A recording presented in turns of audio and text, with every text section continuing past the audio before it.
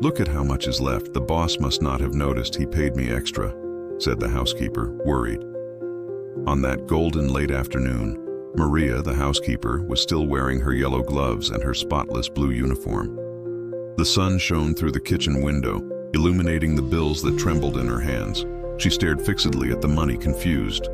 "My God, the boss paid me extra," she whispered, her heart racing.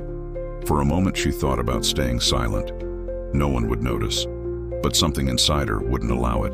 Her conscience weighed more than any amount of money in the world.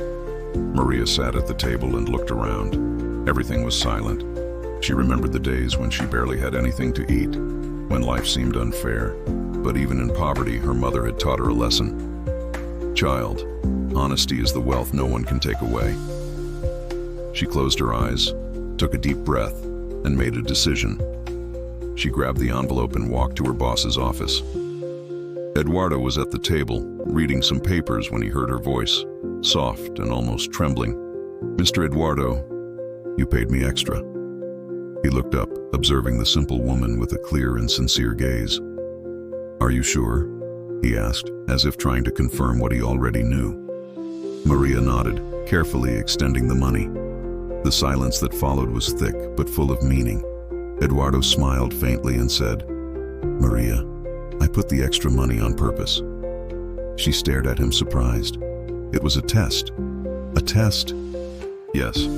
I wanted to know if there were still honest people in this world. Tears filled her eyes. He continued, "And now I know that kindness still exists, and it is right here, in front of me."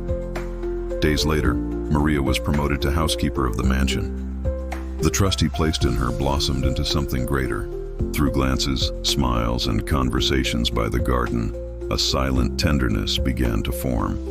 One afternoon, as the sun set, Eduardo looked at her and said, "Maria, you taught me that a person's worth is not in what they have, but in what they are."